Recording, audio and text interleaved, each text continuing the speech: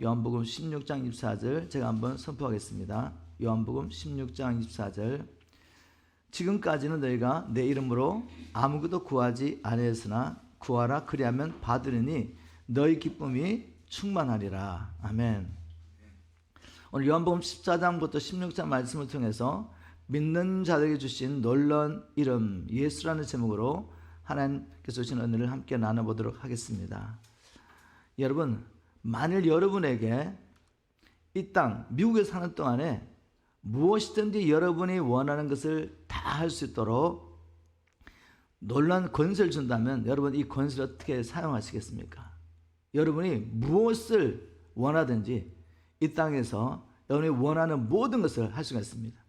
이 권한을 여러분이 주셨다면 여러분 이 권세를 가지고 뭘 하시겠냐 이겁니다. 아마 우리 중에 아무도 이 권세를 묻어놓고 이 권세가 없는 것처럼 평범하게 살 사람이 아무도 없을 겁니다. 할 수 있다면 이 권세를 누리면서 이 권세를 우리에게 준 이 나라를 위해서 그리고 이 나라 백성을 위해서 할 수 있는 모든 것을 우리가 할 것입니다. 그런데 성경을 보니까 하나님께서 예수를 믿는 우리에게 하늘과 땅의 모든 권세를 가지신 예수님의 이름의 권세를 주셨다고 말합니다. 모든 이름에 떠난 이 권세를 주시고 우리가 이 이름으로 무엇이든지 구하는 것을 아버지께서 응답하시겠다고 놀라운 약속을 주셨습니다. 정말 우리가 이 말씀을 믿음으로 살고 있냐 이거죠. 머리로는 알 것 같은데 이게 너무나 엄청난 약속이기 때문에 믿어지지가 않습니다. 많은 사람들이 믿어지지가 않는 거죠. 그래서 그 약속이 내게 있다는 것은 어렴풋이 알지만 정말 이 권세가 내 것이라고 여기면서 살 수 있는 말입니다. 오늘 바로 이런 문제에 대해서 우리 주님께서 우리에게 말씀하시며 내가 네게 준 이 권세 제발 믿음으로 사용해라고 우리에게 주님 도전하십니다. 오늘 말씀을 통해 예수의 이름의 권세가 우리에게 주어졌다는 것이 무엇을 의미하는지 그리고 우리가 어떻게 이 놀라운 권세를 구체적으로 실제적으로 사용하면서 남은 생에 이 땅에서 우리가 하나님을 영원하게 하고 또 예수를 믿으며 기쁨이 충만한 삶을 살 수 있는지 말씀을 통해 한번 살펴보도록 하겠습니다. 먼저 예수님은 믿는 우리에게 주님의 이름으로 무엇이든지 구하는 것을 주시겠다고 주님의 이름의 권세를 우리에게 주셨습니다. 이런 약속은 예수님께서 3년 반 동안 제자들과 함께 다니면서 한 번도 말씀하신 적이 없으세요. 그런데 예수님께서 잡히시던 날 밤에 지상에서 제자들과 마지막으로 만찬을 하면서 이 약속에 대해서 거듭 반복해서 약속했습니다.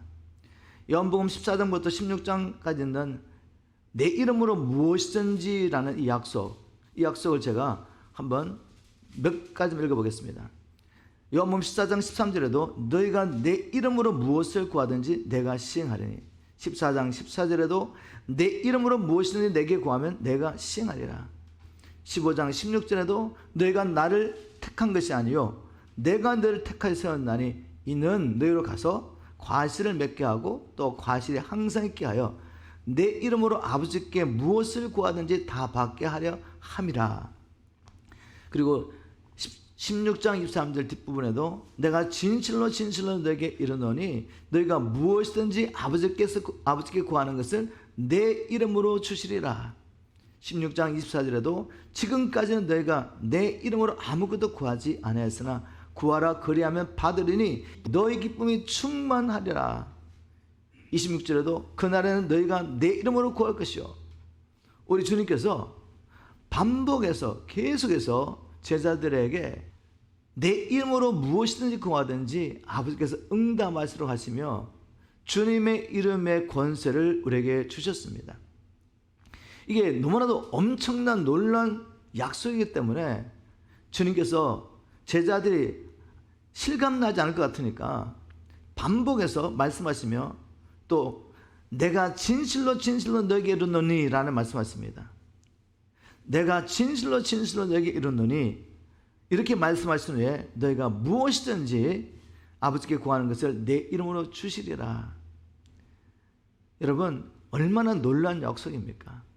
우리가 실감이 나지 않다 할지라도 이것은 거짓을 말씀할 수 없는 예수님께서 친히 자신의 입으로 반복해서 약속하신 말씀입니다. 그리고 우리가 이 사실을 믿기를, 그리고 이 믿음으로 이 이름을 사용하기를 얼마나 원하셨던지 내가 진실로 너에게 이르노니 라는 말씀하시며 이 약속을 반복해서 하신 것이죠. 이 약속이 12제자리만 주신 약속입니까? 아닙니다. 주님 안에는 우리 모두에게 이 약속을 우리에게 주셨습니다. 자, 그러면 예수님께서 믿는 자들에게 주님의 이름을 사용할 수 있는 권한을 주셨다는 말이 뭔지 그걸 한번 나눠보도록 하겠습니다. 자, 일반적으로 어떤 사람이 누군가에게 자기 이름을 사용할 수 있는 권한을 줬다는 게 무엇입니까? 어떤 주인이 멀리 이제 출장을 가게 됐습니다. 그리고 한동안 자기의 비즈니스를, 사업을 자기가 관리할 수가 없어요. 떠나기 전에 자기 회사 안에 있는 가장 믿을 만한 사람에게 자기의 이름을 사용할 수 있는 모든 권한을 줬습니다. 그건 무엇입니까? 바로 그 사람이 가지고 있는 근세와 능력과 명예와 부와 그가 가진 모든 것을 사용할 수 있는 권한을 줬다는 말이죠. 만일 어떤 왕이 자기 신뢰하는 신하에게 자기의 이름을 사용할 수 있는 권한을 줬다는 말은 무엇입니까? 그 이름을 사용할 수 있는 권한을 받은 신하는 왕의 권세와 능력과 왕이 가지고 있는 모든 것을 사용할 수 있는 권한을 받는 것입니다. 자, 이것을 성경 예를 한번 들어보겠습니다. 요셉이라는 사람 아시죠? 요셉은 원래 히브리 사람입니다. 근데 형들의 미움을 받고 애굽에 노예로 팔려와가지고 보디발의 집에서 신을 받고 보디발의 가정의 모든 것을 총괄하는 총무가 되죠. 근데 나중에 요셉이 어디까지 갑니까? 애굽 바로 왕이 요셉을 불러가지고 그 요셉에게 자기의 이름을 줍니다. 자기 이름을 주고 애굽 나라를 통치하게 하죠. 창세기 41장 우리 40절부터 42절 말씀을 보겠습니다. 너는 내 나라를 다스려라. 내 백성이 다 내 명령에 복종할 것이다. 내가 너보다 높은 것은 이 왕자뿐이다. 그리고 바로는 요셉에게 내가 너를 이집트 전국을 다스릴 총리로 임명한다 하며 자기 인장 반지를 빼어 요셉의 손가락에 끼워주고 그에게 고운 못이 옷을 입히며 금사슬을 그의 목에 걸어주었다. 애굽의 왕이 요셉에게 자기 인장 반지를 빼어서 줬습니다. 인장 반지가 무엇입니까? 인장 반지는 바로 그 반지의 소유주의 신분과 그리고 위치를 나타내죠.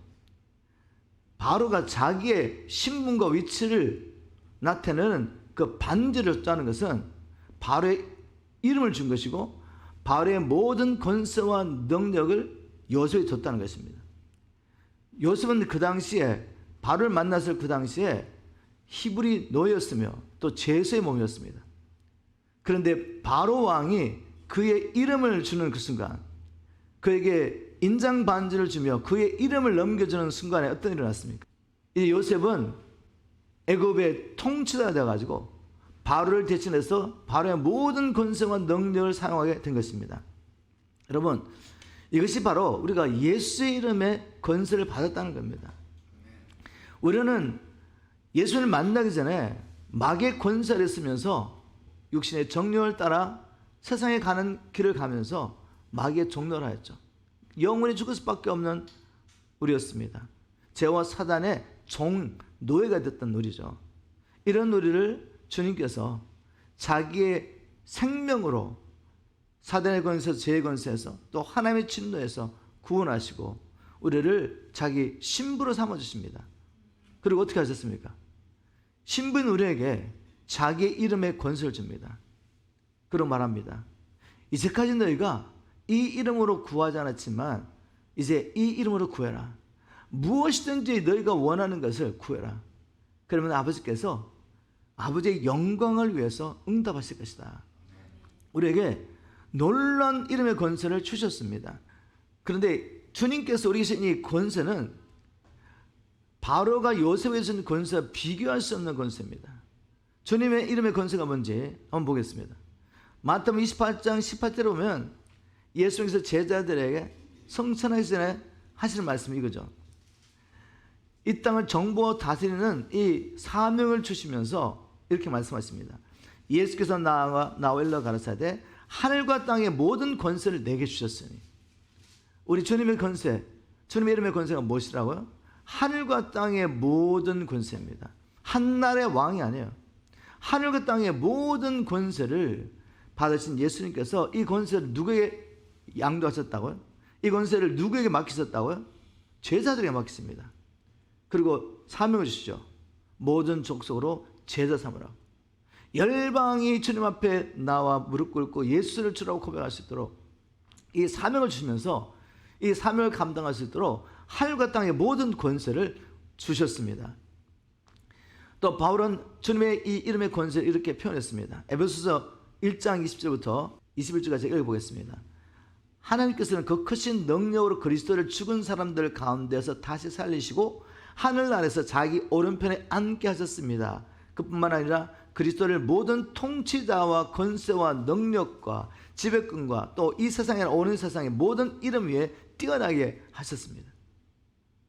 바울은 말합니다. 예수님이 가지고 있는 이 권세는 모든 통치자와 권세와 능력과 지배권, 이 세상뿐만 아니라 오는 세상의 모든 권세보다 뛰어난 권세이시다. 그래서 빌립보서 2장 9절 10절을 보면 이렇게 표현했습니다. 이름으로 하나님의 그를 지극히 높여 모든 이름 위에 뛰어난 이름을 주사 하늘에 있는 자들과 땅에 있는 자들과 땅 아래 있는 자들로 모든 무릎을 예수 이름에 꿇게 하시고 하늘과 땅과 땅 아래 어떠한 피조물보다도 뛰어난 이름을 얻으셨습니다. 예수는 만왕의 왕이시요 만유의 주십니다. 한나라의 왕 정도의 권세가 아니라는 거죠. 이 놀라운 권세를 누구에게 주셨다고요? 저와 여러분에게 주셨습니다. 이게 모르는 하겠는데 이게 믿어지지 않으니까 우리 삶 가운데 이 권세를 거의 사용하지 않고 있습니다. 오늘 하나님께서 이 권세를 우리에게 주신 것을 다시 한번 마음에 새기고 이 권세를 어떻게 우리가 누리며 살 수 있는지 말씀을 통해 배우고 이 권세를 누림으로 하나님께서 예수 그리스도 안에서 여러분을 택하신 목적대로 열방을 축복하는 통로가 되기를 주님으로 축복합니다. 아멘. 자, 그러면 이 권세 우리가 언제부터 누릴 수 있게 되었습니까? 언제부터 이런 권세를 또 어떻게 이런 권세를 우리가 누리게 됐냐 이거죠. 요한복음 14장 20절 말씀에 답이 있습니다.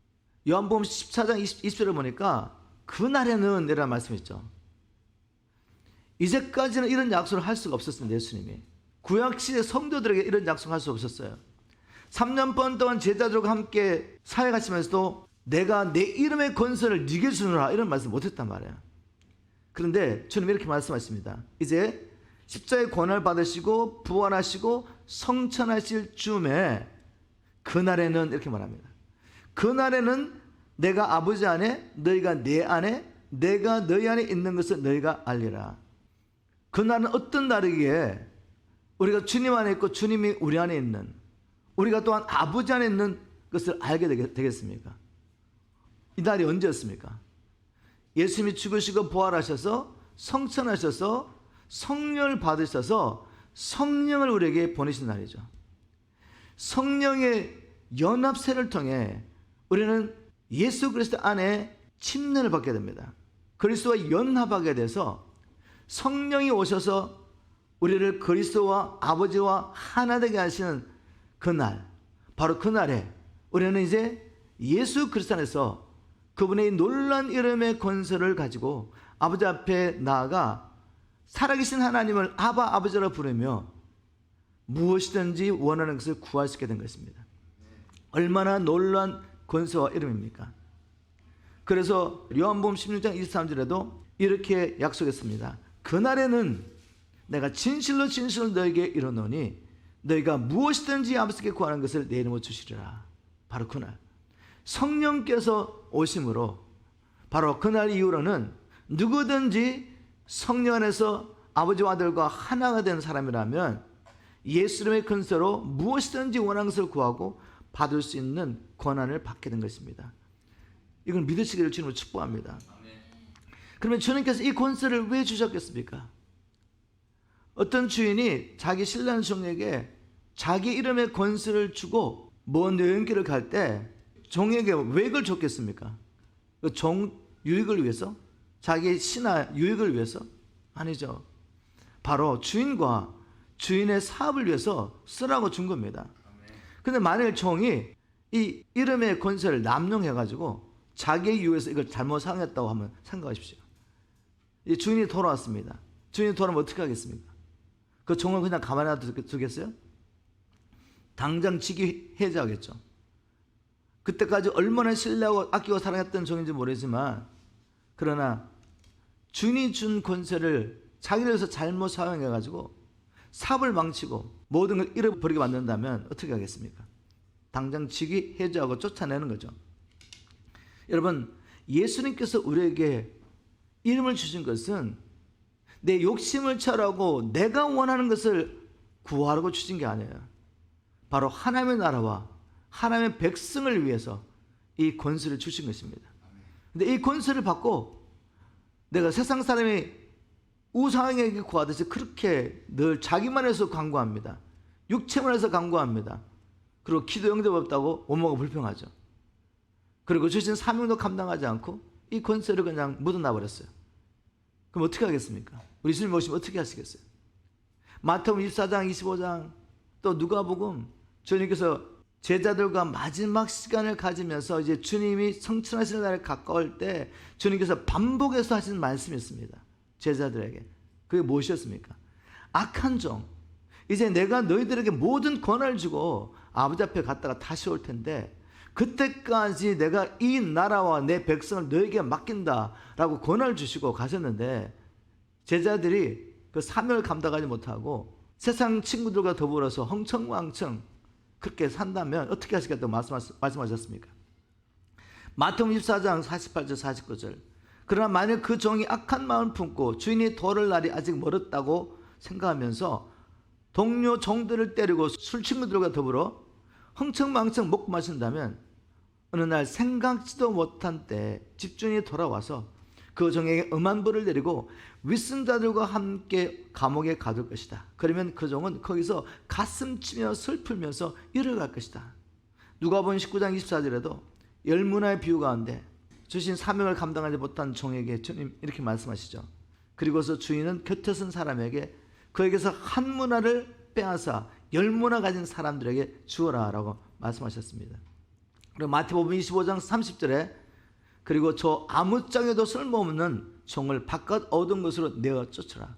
거기서 가슴을 치며 슬피 이를 가게 될 것이다. 여러분, 이 놀라운 권세를 받았는데 이 권세를 잘못 사용하거나 아니면 사용하지 않고 묻어놓으면 어떻게 되겠습니까? 우리에게 생명을 주시고 영원히 죽을 수밖에 없는 우리를 건져주시고 하나님의 자녀로 거룩한 신부로 삼아주시고 그리고 장차 임할 이 하나님의 나라에 들어가서 함께 이 나라를 다스릴 수 있도록 이 나라를 이 땅에서 이루어가라고 우리에게 자기 이름의 권세를 주셨어요. 근데 이런 놀라운 은혜와 영광과 복을 받고도 이걸 묻어놓고 사용하지 않고 아니면 잘못 사용한다면 우리 주님 오신 날 우리가 어떻게 되겠습니까? 책망을 받지 않겠습니까? 하나님께서 우리에게 맡기신 이 일을 우리가 믿음으로 또 사랑함으로 충성하다가 주님 오신 날 칭찬받는 저와 여러분 되기를 주님을 축복합니다. 그래서 우리가 이제 이 놀라운 예수 이름을 어떻게 사용하는지 성경 말씀을 통해 배워야 합니다. 우리가 이 놀라운 예수 이름을 어떻게 사용합니까? 바로 왕같은 제사장의 사명을 감당하며 이 이름을 구체적으로 사용하게 됩니다. 먼저 우리가 성경 말씀을 통해서 모형을 보겠습니다. 예수님이 이 땅에서 왕같은 제사장으로 사셨습니다. 먼저 예수님은 항상 기도하심으로 제사장의 직분을 감당하셨습니다. 공생기간 동안에 우리 예수님의 삶을 보면 습관을 따라 주님 기도하십니다. 사역하시고도 영육간에 지치고 힘드셨을 텐데 우리 지금 어떻게 하셨습니까? 마가복음 1장 34절에 보면 이렇게 기록하고 있습니다. 예수께서 각색 병든 많은 사람을 고치시며 많은 귀신을 내어 쫓으시되 귀신이 자기를 알므로 그 말한 것을 허락지 아니하시니라. 여러분 한번 사역해 보셨습니까? 말씀을 선포하는 것도 힘들지만 병든 자를 치료하고 귀신을 내쫓는 이 사역, 영육간에 정말 탈진할 수밖에 없는 힘든 사역입니다. 그런데 이 사역을 감당하시고 얼마나 피곤하셨겠어요. 그런데 주님이 어떻게 하셨습니까? 마가복음 1장 35절을 보니까 새벽 오히려 미명에 예수께서 일어나 나아가 한적한 곳으로 가서 거기서 기도하시더라. 바로 예수님은 왕같은 사역을 감당하기 전에 먼저 제사장으로 아버지 앞에 나아가서 기도하심으로 준비하셨던 거죠. 예수님은 또 수많은 사람들이 말씀도 듣고 치유도 받기 위해서 몰려왔을 때 이 사역을 놓고 어디 가십니까? 한적한 곳으로 들어갔습니다. 누가복음 5장 15절 16절 예수의 소문이 더욱 퍼짐에 허다한 무리가 말씀도 듣고 자기 병도 남을 얻고자 하여 모여오되 예수는 물러가서 한적한 곳에서 기도하시니라. 예수님은 늘 기도하심으로 제사장의 사명을 감당하십니다. 그리고 또 무엇보다도 연약한 제자들을 위해서 그들이 쓰러졌다가도 다시 회복되도록 중보하시며 기도하시죠. 누가복음 22장 31절 32절 시몬아 시몬아 보라 사탄이 밀가부를 하려고 너희를 청구하였느니라. 그러나 내가 너를 위하여 내 믿음이 떨어지지 않기를 기도하였노니 너는 돌이킨 후에 내 형제를 굳게 하라. 우리 주님은 바로 자기의 제자들을 위해 중보하심으로 기도의 사명을 감당하시죠. 제사장의 사명을 감당하십니다. 무엇보다 우리 예수님은 십자가를 지시기 전에 십자가를 지닌 사명을 감당하기 위해서 어떻게 기도하셨죠? 땀이 떨어져 핏방울 될 때까지 기도하신 거죠. 누가복음 22장 44절 예수께서 힘쓰고 애써 더 간절히 기도하시니 땀이 땅에 떨어진 핏방울같이 되니라. 바로 예수님은 기도하심으로 이 제사장의 사명을 감당하셨습니다. 그리고 예수님은 어떻게 하셨죠? 기도하신 후에 어떻게 하셨습니까? 항상 나가서 하나님 나라의 복음을 선포하시고 병든 자를 고치시고 귀신을 내어 쫓으심으로 왕의 사명을 왕의 직분을 감당하셨죠. 마가복음 9장 35절에 예수께서 모든 성과 촌에 돌아다니사 저희 회당에서 가르치시며 천국 복음을 전파하시며 모든 병과 모든 약한 것을 고치시니라. 우리 예수님께서 이 땅에 사실 때 바로 왕같은 제사장의 직분을 감당하시며 사명을 감당하셨습니다. 그런데 제자들도 사도들도 동일하게 바로 동일한 방법으로 왕같은 제사장의 직분을 감당했습니다. 사도행전 보십시오. 사도들이 약속하신 성령을 받기 위해서 먼저 기도하는 일에 전념하게 되죠. 그리고 약속하신 성령이 임하자 어떻게 했습니까? 이제 성령의 능력으로 복음을 전파하기 시작합니다. 복음을 전파하다가 도전을 받습니다. 그러면 다시 또 모여서 전심으로 기도하면서 기도하다가 성령의 권능을 받고 다시 나가서 복음을 전파했습니다. 베드로의 삶을 봐도 기도하다가 성령께서 이제까지 그가 한 번도 생각하지 못했던 이방인에게 복음을 전하는 일에 인도를 받게 되죠. 13장에 보면은 안디옥교의 직분자들이 선지자들과 교사들이 함께 모여 금식하며 기도함으로 제사장의 직분을 감당합니다. 그럴 때 성령께서 바나바 바울을 내가 하려고 하는 일에서 따로 세우라고 성령께서 기도하는 주의 종들을 인도하시죠. 이처럼 사도행전을 봐도 예수님의 제자들도 동일하게 기도함으로 제사장의 직분을 감당하고 또 기도함으로 해주신 인도하심과 능력을 받고 가서 복음 전감으로 왕의 직분을 감당합니다.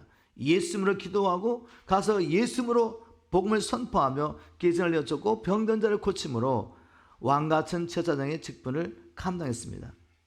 그렇다면 우리도 동일하게 이렇게 예수님으로 기도함으로 제사장의 직분을 감당하고 예수님으로 복음을 선포하고 귀신을 내쫓고 병든 자를 고침으로 구체적으로 하나님의 나라를 이루가는 이 일을 통해서 왕같은 제사장의 직분을 감당해야 됩니다. 우리 계신 이 이름의 놀라운 권세를 사용해야 되죠. 자, 그런데 이게 마음을 먹는다고 해서 잘 되지 않습니다. 그래서 말씀을 통해서 우리가 어떻게 예수 이름으로 기도하며 또 예수 이름으로 복음을 선포하며 병을 고치며 귀신을 내쫓으며 하나님 나라를 구체적으로 이루어갈 수 있는지 보겠습니다. 뭐를 경험하셔야 되냐면 나는 마음에 원하여도 일을 할 수 없구나. 내 안에는 이 선한 일을 할 아무런 능력이 없구나. 오히려 내 안에 있는 것들은, 내 육신은 이런 일을 거역하는구나, 이걸 깨달으셔야 합니다. 바울이 로마서 7장 18절에 뭐라고 고백했냐면, 나는 내 속에 곧 나의 죄 많은 육신 안에 선한 것이 없다는 것을 알고 있습니다. 왜냐하면 선한 일을 행하려는 원함은 되겠으나 실제로는 선한 일을 행하지 않기 때문입니다. 이게 우리 현실 아닙니까? 원함에 있는데 살 수가 없어요. 자, 그렇다고 그럼 여기서 멈춰야 됩니까? 내게 원함이 있지만 나는 여전히 내 안에 죄가 있기 때문에 늘 이렇게 죄에 끌려다닐 수밖에 없어. 그러나 나는 예수를 믿으면 구원받았기 때문에 천국 갈까? 뭐 이렇게 계속 사실 겁니까? 아니죠. 주님 앞에 기도를 해야죠. 주님, 이 사명을 내게 주셨고 정말 이제 이 예수님의 근선을 가지고 열방을 축복하며 주님 오실 길을 예배하기 원합니다.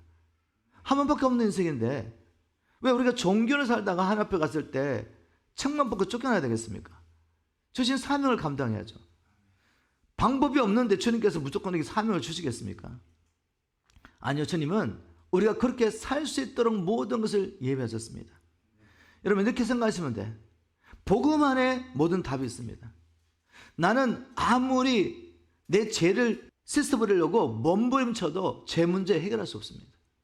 하나님 앞에 의롭다를 받으려고 아무리 노력해도, 여러분 금식하고 기도한다고 해서 내 죄가 해결됩니까?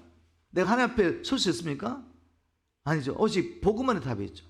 예수 그리스도의 복음 안에 나를 의롭게 하시는 하나님의 진리가, 하나님의 말씀이 있는 것입니다. 우리가 그것을 믿음으로 제 용서를 받고 우리 영혼이 자유함을 경험하지 않았습니까? 우리 안에 주님이 살아계시고 내가 이제 예수 그리스도의 피를 힘입어 아버지 앞에 담대히 나갈 수 있다는 확신이 있지 않습니까? 자, 그렇다면 동일한 복음 안에 내게 주신 사명을 감당할 수 있는 능력이 있습니다. 이 놀라운 예수 이름의 건설을 마음껏 사용하며 왕같은 제사장의 직분을 감당할 수 있는 바로 비밀이 이 복음 안에 있다는 겁니다. 복음이 뭐라고 말하고 있습니까? 예수님께서 우리 연약함을 돕기 위해서 제자들에게 얼마나 반복해서 성령을 보내시겠다 약속하죠. 성령을. 이미 구약 성경에는 우리를 구원하시기 위해서 메시아를 보내신다는 약속과 함께 성령을 보내신다는 약속들이 있습니다. 이걸 우리가 발견해야죠. 예수님과 사도들, 초대의 모든 성도들은 자기 스스로의 힘으로 왕같은 제사장의 직분을 감당한 게 아닙니다. 바로 성령의 권능을 의지해서 사는 법을 배웠습니다. 하나님께서는 연약한 우리를 도우시겠다고 이 성령을 보내시겠다고 약속하시죠.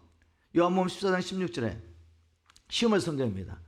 그러면 내가 아버지께 구할 것이고 아버지께서는 다른 돕는 분을 너에게 보내주셔서 너희와 영원히 함께 하게 하실 것이다.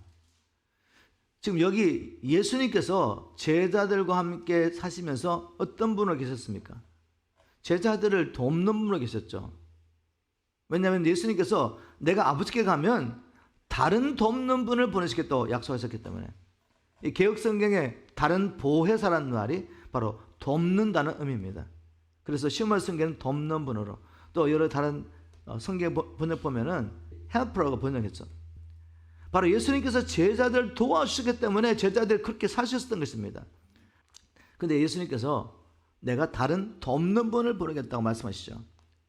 여러분, 이 돕는 분의 도움이 없이, 성령님의 도움이 없이 우리가 기도를 하면 어떻게 되는지 아십니까? 종교인의 기도밖에 할 수 없습니다. 하나님께 올라가는 기도, 역사하는 기도, 예수님으로 구한 것을 받는 기도 할 수 없습니다. 왜냐하면 성경에 이렇게 기록하고 있지 않습니까? 로마서 8장 26절에 성령께서도 우리의 연약함을 적극 도와주십니다. 사실 우리는 무엇을 위해 기도해야 할지 잘 알지 못합니다. 이게 우리의 현실인 것을 아셔야죠. 그래서 하나님 앞에 나가서 급하게 입을 열면 안 돼요. 성령님의 도우심을 구해야 됩니다. 하나님 앞에 나가서 성령님, 이 기도 시간에도 주님의 도움이 없이는 나는 아버지의 뜻대로 구할 수가 없습니다. 그저 종교적인 행위, 내가 기도했다는 것을 통해 만족받을 수밖에 없습니다. 근데 그런 기도 왜 하시겠습니까? 그런 기도하고 자기에 충만해가지고 교만하게 살다가 이 세상에서 축복의 통로가 되지 못하고 하나님 앞에 갔을 때 생명받는 그런 사람을 왜 우리가 살겠습니까? 주님, 생명을 살리고 아버지의 나라를 땅에 이루어가는 이 기도할 수 있게 도와주십시오. 그러면 반드시 성령의 도움이 필요합니다.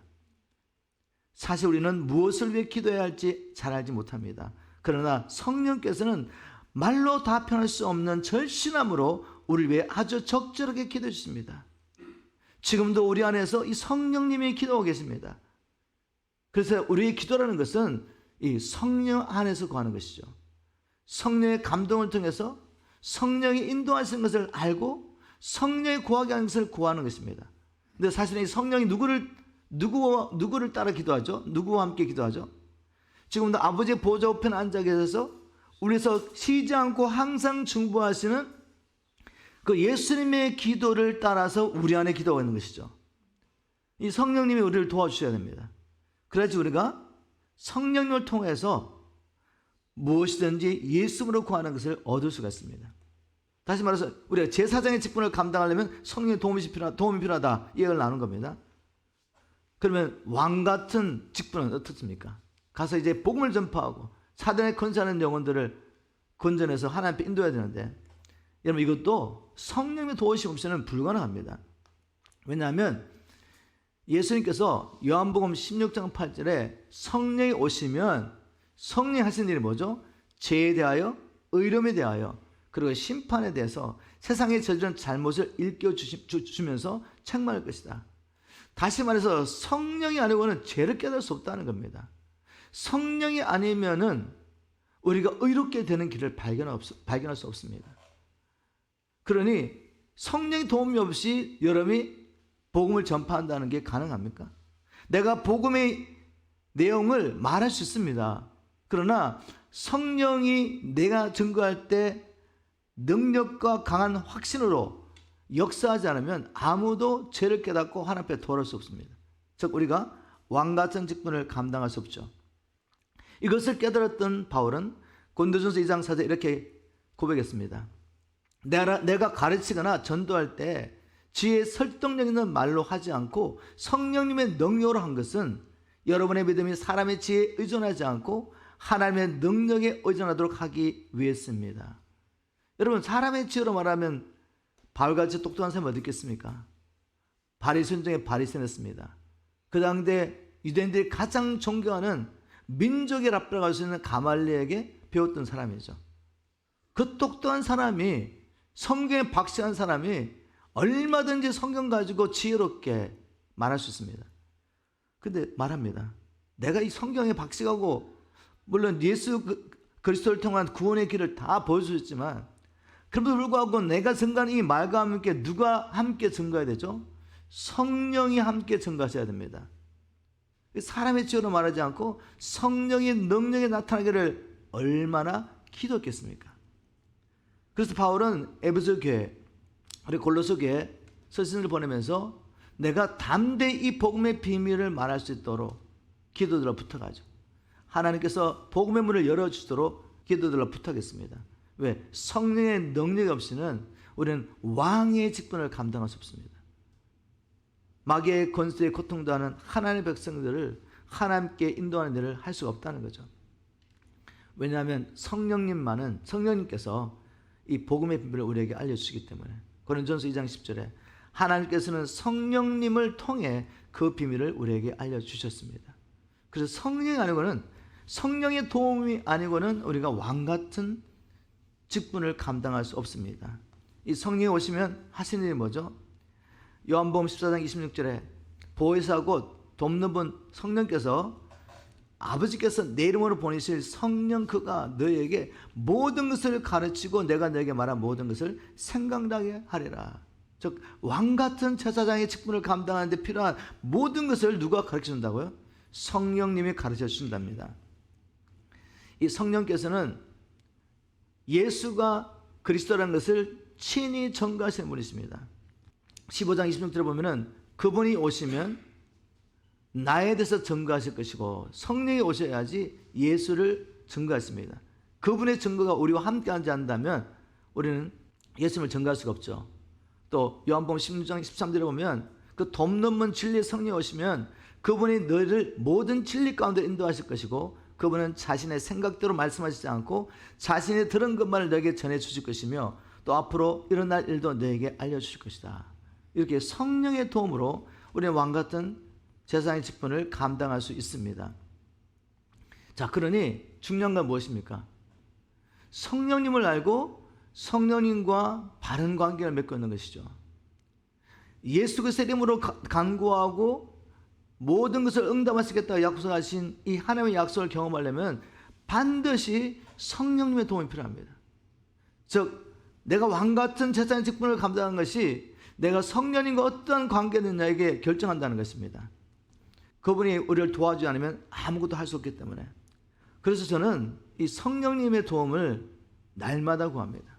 하나님 앞에 나아가서 기도할 때 성령님의 도움을 구하면서 이 약속의 말씀을 붙잡고 기도합니다. 에베소 1장 17절에 이런 약속의 말씀이 있죠.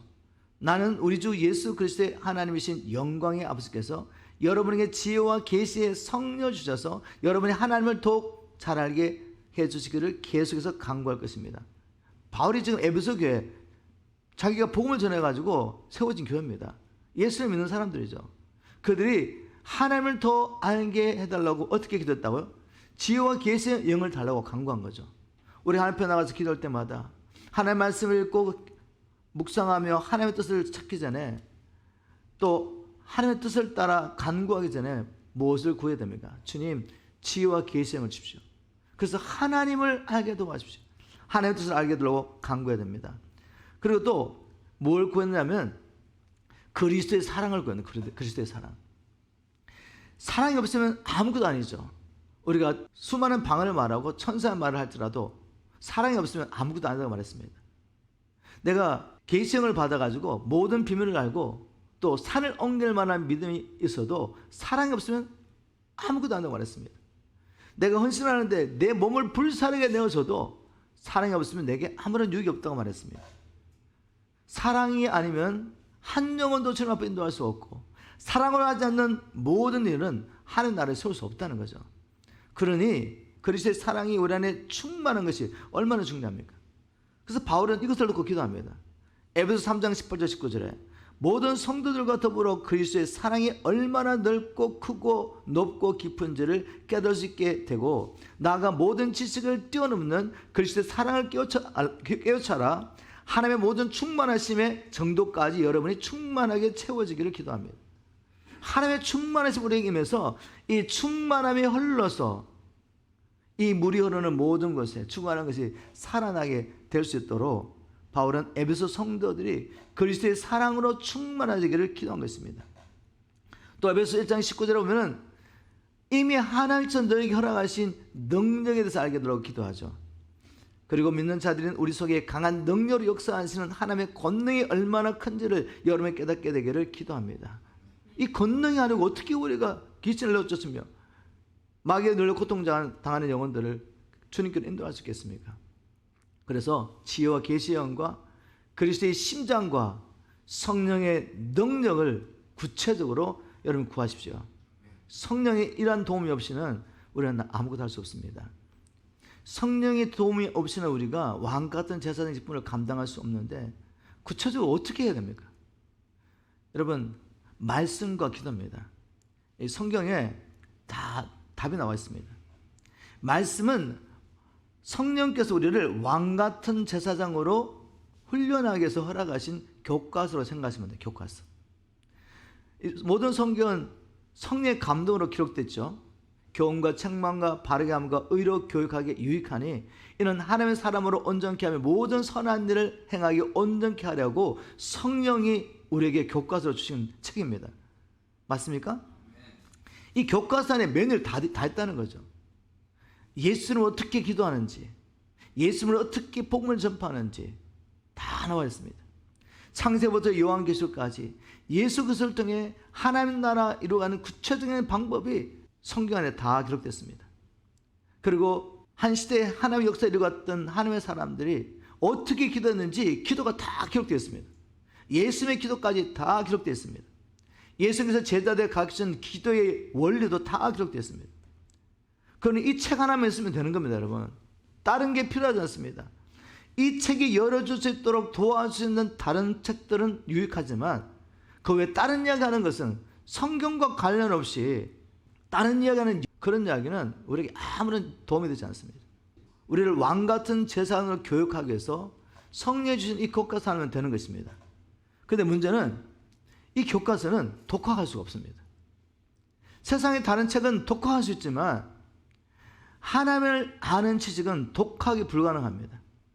성령의 가르침이 없이는 절대로 열리지 않아요.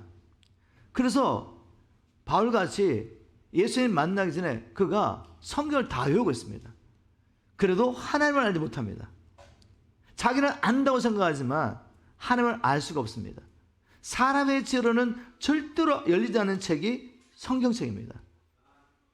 그래서 어떻게 해야 됩니까? 이 말씀 붙잡고 기도해야죠. 기도할 때 성령이 열어주십니다. 가르쳐주십니다. 그래서 바로 이 교과서인 성경을 통해서, 그리고 이 성경의 말씀을 읽고 연구하고 묵상하고 이 말씀을 붙잡고 기도하는 가운데 성령의 가르침을 통해서 우리는 왕같은 제자로 살 수 있도록 교육을 받게 되고, 또 그렇게 살 수 있도록 능력을 받게 됩니다. 은사가 임하게 되고 하나님의 사랑이 부어지게 되고 그 행할 수 있는 능력이 임하게 되는 것입니다.